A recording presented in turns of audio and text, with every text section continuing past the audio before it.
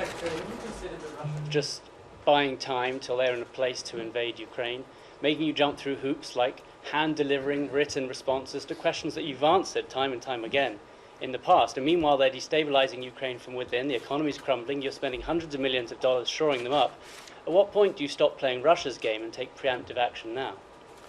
So, Ben, first, we're, as you know, not standing still.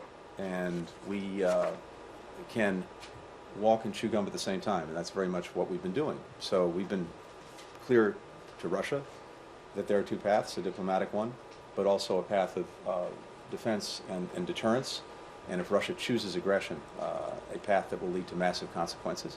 And so even as we've been engaging in the diplomacy, which is my job and responsibility, we have been very resolutely preparing for Russia to take the other path, the path of aggression. And as I laid out, the work that we've done over the past couple of months in bringing allies and partners together around massive consequences for Russia should it renew its aggression, and the very detailed work that's been done on that. But they're the being shoring up, aggressive let me now. finish if I may, Sorry. please, and then come back to you. The shoring up in very significant ways of our support for Ukraine, including the defensive military support, the drawdown that the President issued in December, which is now being delivered to Ukraine, the additional steps to make sure that defensive military assistance was being made available to Ukraine, including the authorizations that I signed a week ago to allow other countries that have U.S. origin military equipment to share it with Ukraine.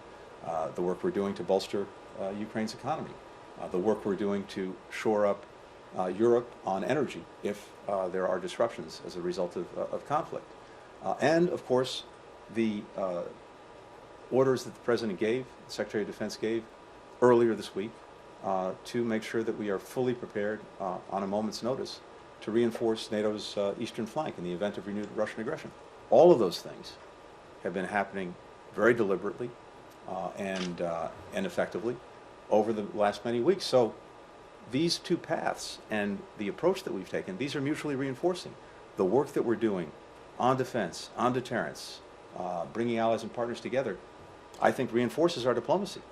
And at the same time, it's very important that we pursue the diplomacy, whether or not, you may well be right, that Russia is not serious about this at all. But we have an obligation to test that proposition, to pursue the diplomatic path, to leave no diplomatic stone unturned, because for sure, it's far preferable to resolve these differences peacefully, consistent with our principles, than it would be to have renewed aggression, renewed conflict, and everything that will fall from that. But the point is, we're prepared either way.